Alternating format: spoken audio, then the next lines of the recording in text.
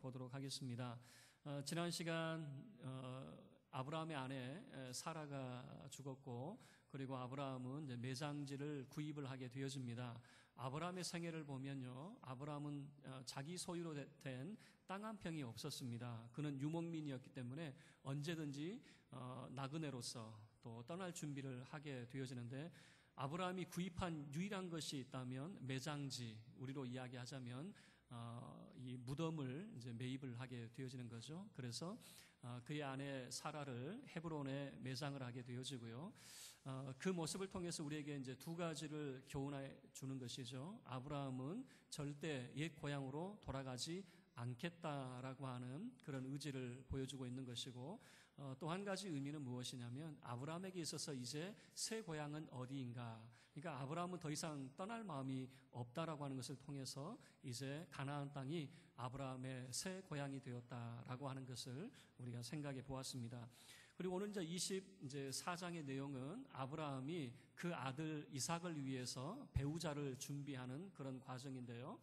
그러니까 그 아들 이삭을 위해서 이제 며느리감을 준비하는 것이죠. 그게 24장 전체의 내용입니다. 이것을 또 세 부분으로 나누자면요, 첫 번째 부분은 이겁니다. 아브라함이 그의 종을 불러다가 맹세를 시킵니다. 내 고향 친척에게 가서 아들의 배우자를 찾아오도록. 그리고 두 번째 대목은 그 종이 이 메소포타미아, 그러니까 아브라함의 친척이 사는 곳으로 가게 되어지고, 그리고 세 번째 대목은 이 이삭의 배우자를 데리고 오는 장면이 전체 24장의 내용이 되어지는데요. 오늘 우리가 살펴볼 것은 1절부터 9절까지 아브라함이 그 종에게 맹세시키는 이 장면만 오늘은 우리가 함께 살펴보도록 하겠습니다. 먼저 1절 말씀을 보면요, 아브라함의 현재의 모습을 잘 소개를 하고 있네요. 우리 1절 함께 읽겠습니다. 아브라함이 나이가 많아 늙었고 여호와께서 그에게 범사의 복을 주셨더라. 자, 아브라함이 나이가 많아 늙었습니다라고 하는 것을 보여주고 있네요. 여기서 이제 나이가 많아 늙었다라고 하는 이 대목 때문에 우리가 생각할 때, 제가 이제 청년 시절에 이런 생각을 했어요. 이제 아브라함은 그 침상에 누워가지고 이제 일어날 수 없는 그런 모습인가? 이렇게 생각을 했어요. 그런데 지금 아브라함의 나이를 추정을 해보게 되어지면요, 대략 한 140세 정도가 되어지거든요. 왜 그러냐면 그의 아들 이삭이 결혼한 나이가 40세에 결혼을 하게 되어집니다. 그러면 100세의 아들을 낳았잖아요. 100세의 아들을 낳고 그 아들이 장가가는 나이가 40살이면은 지금 얼추 아브라함의 나이는 140세 정도가 되었다라고 하는 것을 알 수 있죠. 자, 그러면 아브라함은 몇 세까지 삽니까? 175세를 살게 되어지는데 앞으로 35년은 너끈히 더 살 수가 있게 되어지는 거죠. 그런데 저는 이제 이 장면을 이렇게 생각했어요. 청년 시절에 아브라함은 침상에 누워가지고 그의 종에게 허벅지에 손을 넣어가지고, 그 옛날 성경은 환도뼈죠. 그 환도뼈 밑에 손을 넣어가지고 맹세를 시키는 장면. 그런데 아브라함이 지금 뭐 병이 들었다거나 너무 늙어가지고 거동을 못해가지고 침상에 누웠다는 말이 없어요. 그런 이 모습을 보면 아마 아브라함이 서 있는 그런 모습이 아니고 아직은 건강한 것 같아요. 그러니까 우리가 생각하는 것만큼 뭐 병들어서 침상에 누워 있는 그런 수준이 아니라 아브라함은 아직은 기동할 수 있는, 거동할 수 있는 그런 나이대였을 것 같다라고 하는 것이죠.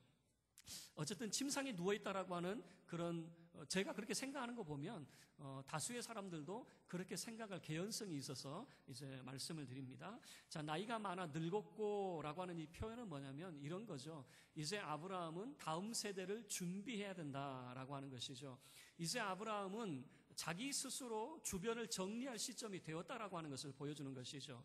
이제 주변의 모든 것을 다 정리하고 다음 세대를 위해서 준비해야 될 시기가 되었어요. 그래서 여러분이 24장에서 유독히 많이 등장하는 단어가 어떤 단어냐면 내 아들을 위하여라고 하는 단어가 유독히 반복적으로 계속해서 등장이 되어지는 거죠. 그래서 이제 아브라함은 그 아들을 위해서 다음 세대를 준비합니다. 그러면 오늘 본문 말씀을 통해서 과연 아브라함은 어떤 기준을 가지고 다음 세대를 위해서 준비할까? 이제 이것을 우리가 생각하면서 이 글을 읽어가면 참 도움이 될 것입니다.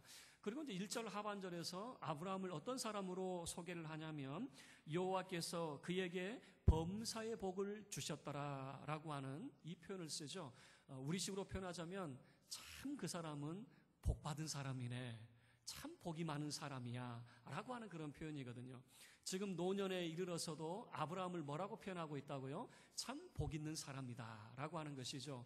왜 그러냐면 이 24장의 내용이 어떤 내용이라고요? 그 아들의 배우자를 지금 찾는 그런 과정이거든요. 그런데 그 배우자를 찾는 과정을 보더라도요, 순적히 만나게 되어져요. 순적히 만나게 되어지고, 그 순적히 만나게 하신 하나님이 어떤 분이냐? 그 하나님이 바로 사랑과 성실하신 하나님이시다 라고 그렇게 27절 말씀을 보면 소개가 되어져 있어요. 그래서 참 아브라함의 이 모습을 보면 이 사람은 참 복 있는 사람이다 라고 하는 것이죠. 그래서 24장에 그 아들의 배우자를 찾는 과정을 보면요, 이 1절 말씀이 핵심이 되어지는 거죠. 참 하나님께서 복 주신 사람이기 때문에 그 아들의 배우자도 순적히 이 사랑과 성실의 하나님께서 만나게 해주실 것이다 라고 하는 것이죠. 여러분의 인생이 하나님께 복을 받는 인생이 될 수 있기를 주의 이름으로 축원합니다. 자, 그리고 이제 아브라함이 부릅니다. 자기의 종을 부르는데 어떤 사람을 부르는지 2절 말씀을 보면 아브라함이 자기 집 모든 소유를 맡은 늙은 종에게 이르되 청하건대 내 허벅지 밑에 내 손을 넣으라 라고 하는 거죠. 누구에게 이제 부탁을 하게 되어지냐면 자기 집 모든 소유를 맡은 늙은 종이라고 하는 표현이네요. 자기 집의 모든 소유를 맡았다라고 하면은 뭐 청직이라고 말해볼 수가 있겠죠. 여러 종이 있습니다. 여러 노예가 있는데 그 중에 사리 분별이 있고 지혜롭고 셈이 밝고 이런 사람을 청지기로 세우게 되어집니다. 청지기는 주인의 재산을 관리하고 맡은 사람이라고 볼 수 있는데, 여러분 이것이 청지기의 전부가 아니에요. 자, 예를 들어서 여러분 한번 생각해 보세요. 여러분이 누군가에게 내 재산을 맡겼는데 이 사람이 재산을 불리지 못하고 자꾸만 점점 내 재산을 까먹어요. 그럼 이 사람에게 재산을 맡길 수 있어요, 없어요? 맡길 수 없는 거죠. 청지기는 어떤 사람이냐? 주인이 재산을 맡겼으면 그 재산을 관리하는 것이 첫 번째 목적이라면 두 번째 목적은 불려야 돼요. 그래서 이 청지기로서 사물을 계속 할 수 있는 사람이 어떤 사람이냐? 그 주인의 재물을 계속해서 불려가는, 그래서 이제 재산을 계속해서 불려가면은 주인도 계속해서 청지기의 그런 일을 할 수 있도록 맡길 수가 있겠죠. 그래서 이 자기 집 모든 소유를 맡은 사람, 이 사람이 얼마나 지혜로운 사람이고 얼마나 이 사람이 사리 분별력이 있는 사람인가라고 하는 것을 보여주는 것이고요. 뿐만 아니라 늙은 종이라고 하는 표현을 썼어요. 물론 나이가 많다라고 하는 의미도 있겠지만 이 늙은 종이라고 하는 표현은 뭐냐면 그 종들 가운데서도 존경받는 종이라고 하는 것을 알 수가 있어요. 여러분, 이제 오늘날에는 어른들이 공경받지 못하는 그런 시대가 되었죠. 예전만 하더라도 우리가 버스나 지하철 타면 어른이 타면 어떻습니까? 대충 봐서 머리가 희끗거리면 이제 어린 학생들이 다 일어났죠.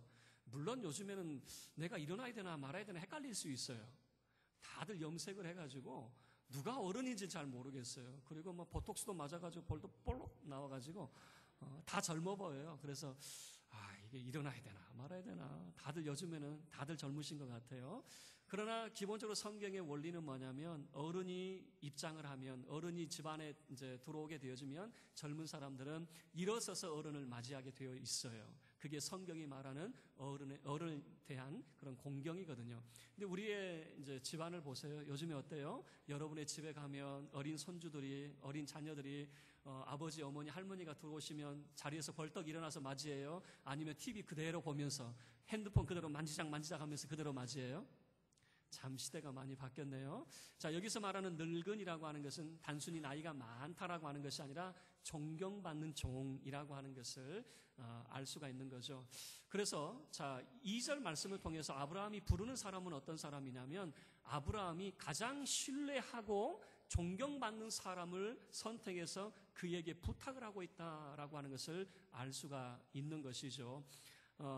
이제 그 아들의 혼산 문제를 맡길 정도니까 얼마나 신뢰하는 사람이겠습니까? 아들의 혼산 문제를 아무에게나 맡길 수 있나요? 가장 믿을 만한 사람이고, 그리고 어찌 보면 이런 거죠. 아브라함을 대신할 수 있는 사람. 그죠? 아브라함을 대신할 수 있는 사람을 지금 아브라함이 부르게 되어지는 겁니다. 그리고 허벅지 밑에 손을 넣어라 라고 하는 것은 무엇이냐면 사타구니에 손을 넣는 겁니다. 이제 이것은 기본적으로 충성을 맹세하거나 복종을 맹세할 때, 근데 이것은 아마 이제 개인적인 맹세였던 것 같아요. 지금 아브라함이 개인적으로 무언가를 부탁하고 싶은 거죠.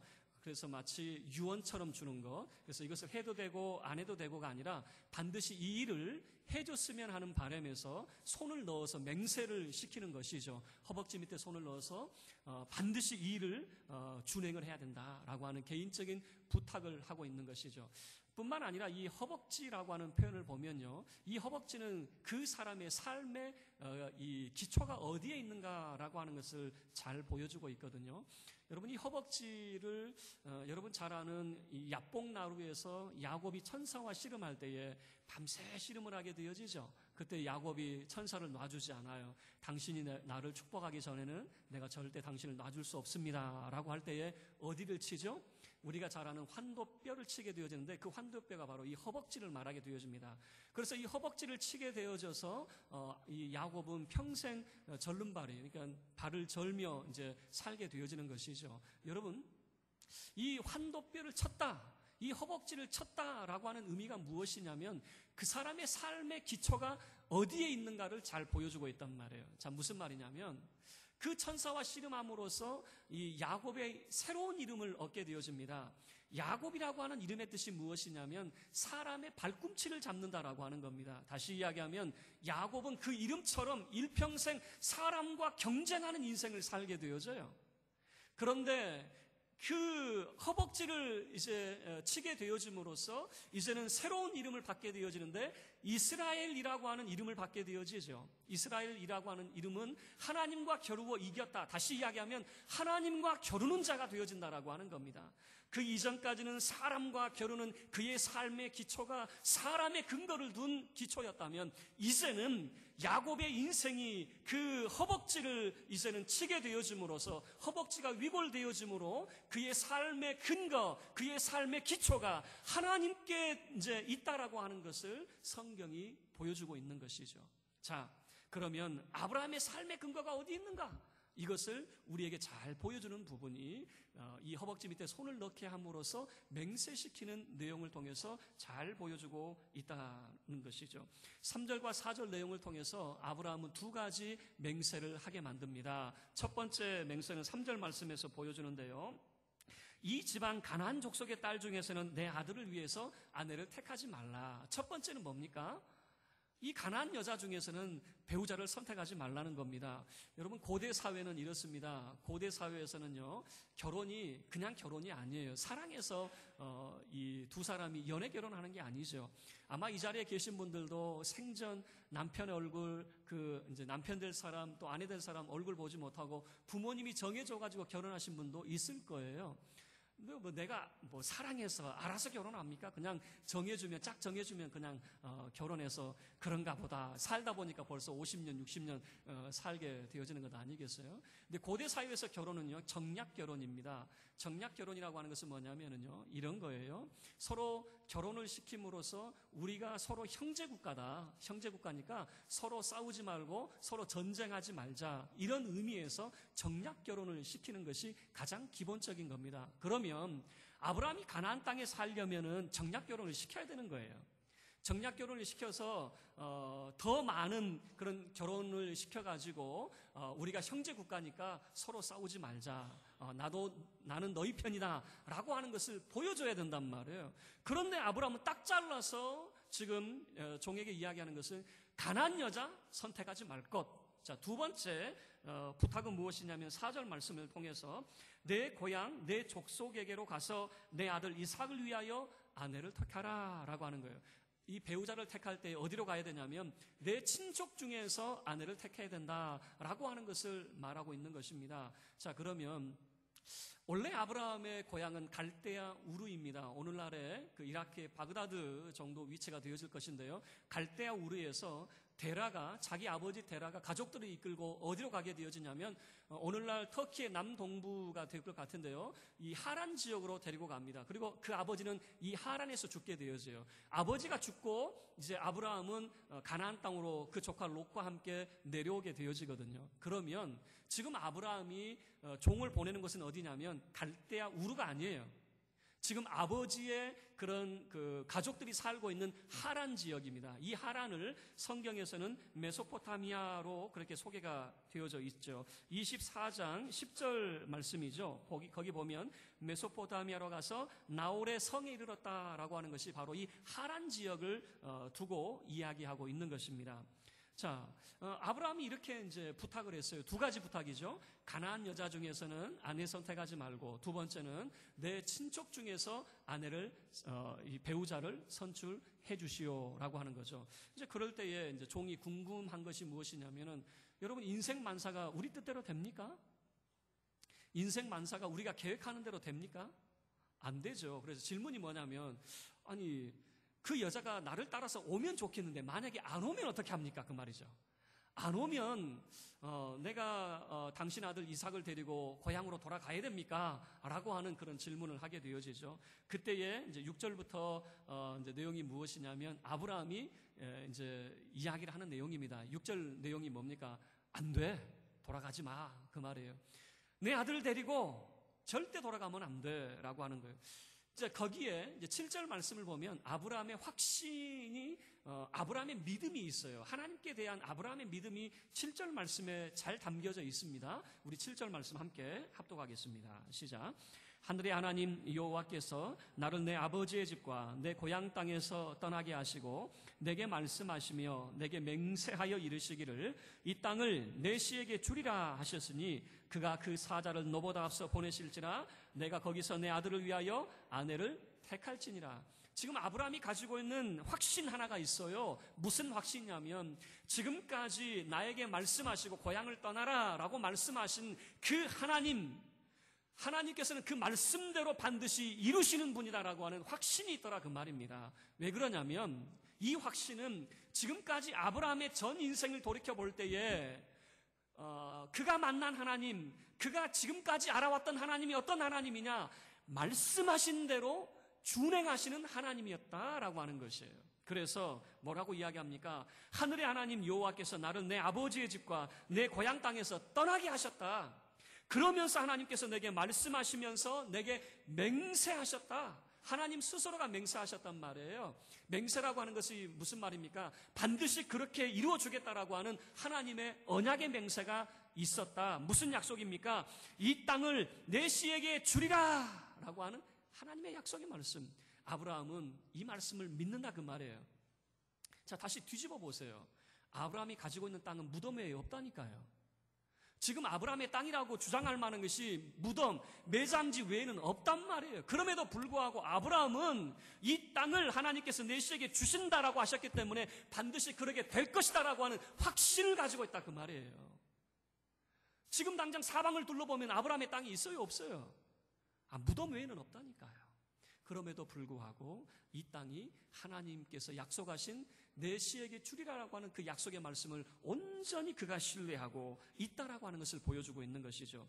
그러면서 그가 그 사자를 너보다 앞서 보내실지라 라고 하는 거죠. 그의 사자를 너보다 앞서 보내실 것이다. 그 말이 뭡니까? 이런 해석이 가능하죠. 너 혼자 가는 거 아니야.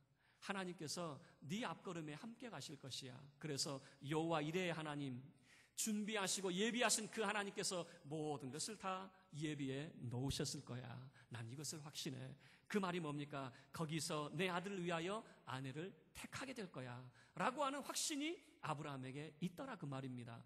왜 그러냐면 지금까지 아브라함의 인생 가운데 함께 하셨던 그 하나님, 우리가 우리 인생을 현재에서 바라보게 되어지면 하나님이 함께 한 것 같지 않아요. 늘 어려움 같아요. 아내도 빼앗겨버리고 늘 전쟁의 위험 속에 있는 것 같아요. 목숨의 그런 위경 가운데 있는 것 같아요. 그러나 돌이켜보면 걸음걸음 늘 하나님이 동행하셨어요. 어쩌면 그 하나님께서 늘 은혜로운 그 하나님께서 함께 하셨는지 돌이켜보면 그 하나님을 만날 수 있었거든요. 그래서 그렇게 말할 수 있는 거예요. 하나님이 당신과 함께 하실 거예요 라고 하는 거죠. 그리고 8절 말씀은 만약에 여자가 안 온다고 하면 이 맹세가 너하고 나하고 아무 상관없어. 걱정하지 마 라고 하는 거죠. 자, 그러자 이제 9절 말씀을 보면 그 종이 아브라함에게 그 허벅지 밑에 손을 이제 넣고 맹세를 하는 그런 내용을 소개를 하고 있습니다. 자, 그러면 이제 여기서 우리가 질문할 것이 무엇이냐면 왜 아브라함은 이렇게 고집을 피우고 있는가? 그냥 가나안 여자들하고 결혼하면 되잖아요. 거기에서 살려고, 거기에서 눌러 앉으려고 생각을 했으면 그 땅에서 그가 살려고 마음을 먹었으면 결혼하고 살아야 되잖아요. 가나안 여자하고 결혼해서 사는 것이 지극히 당연한 것이에요. 그런데 아브라함의 그런 후손들을 가만히 보면요, 그렇지 않아요. 예를 들어서 이 이삭도 마찬가지죠. 그 친족과 결혼을 하게 되어지고요. 또 이삭의 또 후계를 잇게 되어질 야곱도 보면요, 야곱에게 4명의 아내가 있었지만 전부 다 어디에서 그 4명의 아내를 얻게 되어집니까? 바로 그 아브라함의 친족들에게서 4명의 아내를 다 얻게 되어지는 거예요. 왜 그럴까? 왜 그렇게 아브라함은 혈통을 중요시 여기고 있을까? 여러분, 혈통을 매우 중요하게 여기고 있잖아요. 왜 그렇게 중요하게 여기고 있을까? 여러분, 이것은 창세기 9장 내용을 이해해야지만이 이 내용을 우리가 알 수 있는 거예요. 창세기 9장 내용은 무엇이냐면 이제 노아가 방주에서 나오게 되어집니다. 방주에서 나와서 포도나무를 심고 포도주를 먹고 취하게 되어졌습니다. 벌거벗게 되어지죠. 이 노아에게는 3명의 아들이 있었습니다. 셈과 함과 야벳입니다. 그 중에 함이라고 하는 아들이 그 벌거벗은 아버지의 모습을 다 봤어요. 그리고 형제들에게 이야기하는 것이죠. 그러나 다른 형제들 셈과 야벳은 아버지의 하체를 보지 않아요. 뒷걸음질 쳐서 그 아버지의 벗은 몸을 덮어주게 되어지는 거죠. 자, 창세기 9장 내용을 우리 함께 살펴보도록 하겠습니다. 창세기 9장 내용을 우리 함께 다 열어보시길 바랍니다. 자, 그 모습이에요. 창세기 9장 22절을 한번 다 보시길 바랍니다. 함께 읽겠습니다. 창세기 9장 22절 시작. 가나안의 아버지 함이 그의 아버지 하체를 보고 밖으로 나가서 그의 두 형제에게 알림에, 여러분 여기서 눈여겨보실 게 뭐냐면 그냥 함이라고 하면 되는데 계속해서 가나안의 아버지라고 하는 표현이 반복적으로 소개가 되고 있다라고 하는 거예요. 18절 말씀에서도 함은 가나안의 아버지라고 하는 표현을 쓰고 있고요. 계속해서 함을 함이라 말하지 않고 가나안의 아버지 함이라고 하는 그런 표현을 쓴단 말이에요.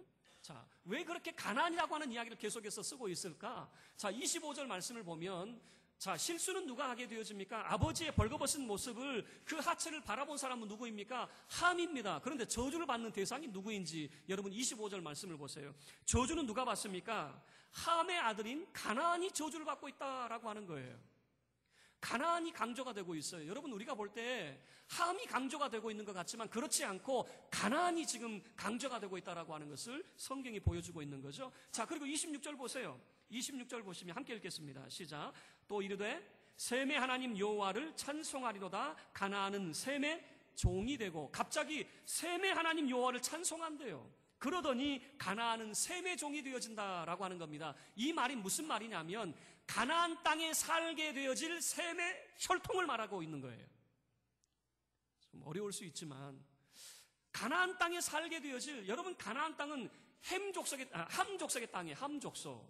그런데 이 가나안 땅에 셈의 혈통 중에 한 사람이 살게 되어질 것이다 라고 하는 것을 보여주고 있는 거예요. 그래서 셈의 하나님을 찬송하리로다 라고 하는 표현을 쓰고 있는 것이죠. 자, 그리고 난 다음에 자, 11장 보세요. 창세기 11장 보세요.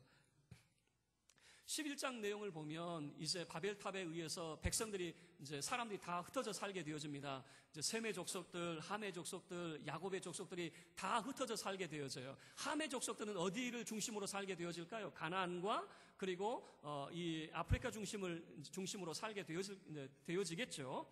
그런데 11장 10절 말씀을 보면 셈의 족보 이야기가 등장이 되어집니다. 셈의 족보 이야기가 등장이 되어지는데 10장 26절 보세요. 그 셈의 족보 중에 누가 등장이 되고 있느냐? 26절에 데라라고 하는 사람이 등장이 되는데 이 데라가 누구를 낳게 되어져요? 아브람과 나홀과 하란을 낳았다. 그 말이에요. 하란을 낳았다. 자, 그러면 무엇을 보여주고 있습니까? 바로 셈의 혈통에 대해서 지금 보여주고 있는 거예요. 자, 다시 본문으로 가세요. 24장으로 가세요. 자, 그러면 아브라함은 왜 그렇게 고집스럽게 가나안 사람들과 함께 모여 살면 되지, 왜 자기 친족에게서 아들의 배우자를 찾게 만들고, 그리고 야곱도 마찬가지죠. 야곱도 자기가 의도해서 그 친족에게 가는 게 아니죠. 그 형에게 그 에서가 자기를 죽일까 해서 두려워서 가게 되어지는데, 신기하게도 그곳에서 다 아내를 얻게 되어지는 거죠. 여러분, 우리 인생은 이런 거예요. 우리 인생은 알 수 없어요. 마치 막 흘러가는 것 같아요. 막 무엇인가 쫓겨가는 것 같아요. 그런데 놀라운 사실은 무엇이냐면, 이 아브라함의 개인적인 인생이 결국엔 하나님의 놀라운 구원의 역사에 한 발자국 다가서고 있다고 하는 사실이에요. 우리가 볼 때는 아브라함의 인생이잖아요. 그런데 아브라함이 한 사람의 인생으로 끝나지 않고, 아브라함의 인생이 아닌 하나님께서 이 가나안 땅에 살게 하시는 셈의 혈통 가운데 한 사람을 불러주셨단 말이에요. 그 사람이 누구냐? 아브라함이라는 거예요. 그래서 신기하게도 이 가나안 땅에 살게 되어지는, 함께 뒤섞여 사는 사람이 아니라 가나안 땅에 살고 있는 셈의 혈통이에요. 셈의 혈통. 마치 노아의 예언이 그대로 응답되고 있는 그런 모습을 보여주고 있는 것이죠. 그리고 이 셈의 혈통 가운데 셈의 하나님을 찬송하리로다 그랬죠. 바로 이 셈의 하나님, 바로 아브라함의 후손 가운데 그리스도가 탄생이 되어지고, 그 그리스도를 통해서 구원의 문이 열리게 되어진다라고 하는 것이에요. 자, 그리고 또 한 가지 우리의 질문은 무엇이냐면, 왜 고향으로 돌아가면 안 될까? 그 말이에요. 그냥 고향으로 돌아가도 되잖아요. 왜 안 되는가? 여러분, 가만히 생각해 보면 이겁니다. 아브라함은 어느새인가 달라져 있어요. 어떤 모습으로 달라져 있냐면, 하나님의 말씀을 기다리고 있는 자의 삶으로 달라져 있어요. 그 이전 그가 고향 친척집을 떠날 때에도 하나님의 명령이 있었습니다. 아브라함이 가는 곳마다 항상 하나님의 명령이 있었어요. 그래서 아브라함의 전 생애를 가만히 들여다보면 말씀이 주어질 때까지 기다리고 있는 거예요. 여러분, 나중에 보면 가나안 땅에 계속 머물러 있습니까? 야곱의 시대에 전부 다 애굽으로 내려가잖아요. 애굽으로 내려갈 때도 하나님의 명령이 있었어요. 명령이 있을 때 내려가게 되어지는 거죠. 하나님의 말씀이 있었다면 얼마든지 돌아갈 수가 있는 것이죠. 그러나 돌아가지 않는 이유가 뭡니까? 아브라함의 생애는 바로 말씀 앞에 서 있는 자의 생애이다라고 하는 것을 우리에게 잘 보여주고 있는 것이에요. 다시 이야기하자면, 아브라함의 삶의 근거가 뭡니까? 그리고 아브라함이 그 아들 이삭에게 다음 세대를 위해서 준비하고 있는 그 근거가 무엇입니까? 하나님의 말씀이더라 라고 하는 것을 우리에게 잘 보여주고 있는 것이죠. 말씀을 마치도록 하겠습니다. 여러분, 아브라함은 아들에게 무엇을 물려줍니까? 많은 재산을 물려주는 것. 여러분, 이게 자랑이 아니죠. 그의 삶의 기초가 바로 하나님의 말씀이었고, 그 말씀대로 아브라함은 그 아들에게 신앙을 물려주고 있는 것을 우리에게 잘 보여주고 있다라고 하는 것이에요. 맹사와 혈통을 우리가 함께 이 본문의 말씀을 통해서 살펴봤는데, 뭐 그렇게 중요하게 생각을 하고 있는지. 그러나 여러분, 아브라함이 이것을 의도했는지는 모르겠지만 어느새 하나님의 구속의 역사에 아브라함이 한 발자국 한 발자국 더 가까이 다가서 있다라고 하는 것을 보여주는 거예요. 자, 많은 사람들이 이렇게 생각을 하더라고요. 믿음이 좋으면 하나님 말씀에 순종할 수 있다, 이렇게 생각을 하더라고요. 믿음만 좋으면 말씀에 얼마든지 순종할 수 있다라고 생각하는데, 한번 우리 생각을 해봐요. 여러분이 잘 아는 베드로 같은 사람이 어떻습니까? 믿음이 얼마나 좋습니까? 예수님이라면 눈이 뒤집혀가지고 물 위도 걷는 사람이 베드로였습니다. 얼마나 신실한 사람입니까? 예수님을 끝까지 지켜주겠다고 한 사람이었어요. 그리고 예수님을 그리스도시요 살아계신 하나님의 아들로 참되게 고백한 사람이 베드로였어요. 그러나 그 다음 순간 예수님이 베드로를 향해서 뭐라고 이야기했습니까? 사단아, 내 뒤로 물러가라 그랬어요. 여러분, 우리가 생각할 때는 믿음이 좋으면 얼마든지 하나님 말씀에 순종할 수 있을 것이라고 생각하는데, 천만의 말씀이에요. 믿음은 하나님의 말씀, 하나님의 뜻에 대한 반응이에요. 우리가 정작 알아야 될 것은 무엇이냐면, 하나님의 뜻이 무엇이냐, 이것을 알아야 되는 거예요. 많은 사람들이 하나님의 뜻이 무엇인지 몰라요. 그러면 이제 하나님의 뜻이 무엇입니까? 라고 질문을 한다면 이것입니다. 주 예수 그리스도를 통해서 구원의 문이 열렸습니다. 그래서 성경이 말합니다. 누구든지 주의 이름을 부르는 자는 구원을 받으리라 라고 하는 거예요. 이게 여러분, 구원의 문이 열렸다라고 하는 것을 우리에게 보여주고 있는 것이죠. 그러면 그 말씀에, 그 하나님의 뜻에 우리는 반응을 보이는 겁니다. 믿음으로 보이는 겁니다. 예수 그리스도만을 굳게 붙들면 되는 겁니다. 예수 그리스도만을 우리가 굳게 붙들고 그의 제자로서의 삶을 살면 되는 겁니다. 예수 그리스도만을 바라보고 순종의 삶을 살면 되는 것입니다. 여러분, 우리가 주님 뜻대로 사는 것이 쉬울 것 같아도 어려워요. 아브라함은 그의 전 생애를 통해서 알게 되어졌어요. 주님 뜻대로 사는 것이 무엇인지, 순종의 삶이 무엇인지, 그 이전까지는 자기의 생각이 있으니까 하나님 앞에 자기 생각을 말했다가 이제 하나님의 뜻을 알게 되어지죠. 내 인생은 내 인생으로 끝나는 것이 아니라 하나님의 구속의 역사를 이루어가는, 하나님의 구원의 역사에 한 발자국 다가서는 그 역사라고 하는 것을 알게 되어질 때에 순종의 삶 안 가겠습니다. 고향으로 안 가겠습니다. 옛생활로 돌아가지 않겠습니다. 이곳에 살겠습니다라고 하는 것이죠. 그곳이 어떤 곳입니까? 아무것도 없어요. 아브라함의 것이라고 말할 수 있는 것은 무덤 외에는 아무것도 없어요. 그럼에도 불구하고 하나님의 약속을, 그 신실하신 하나님의 약속을 온전히 신뢰하고 주님 뜻대로 살기로 순종하고 다짐하는 이 아브라함의 모습을 우리가 성경을 통해서 발견하게 되어지는 거죠. 내 아들을 위하여. 아브라함은 자기 아들에게 재산을 물려주는 것이 끝이 아니에요. 내 아들을 위하여. 하나님의 약속하신 말씀이 자기 아들에게 그대로 이어지기를 바라면서 내 아들을 위하여 배우자를 정하는 이 모습이죠. 저와 여러분의 삶이 하나님의 뜻을 발견하고 그 뜻에 순종하는 믿음의 삶이 될 수 있기를 주의 이름으로 축원합니다.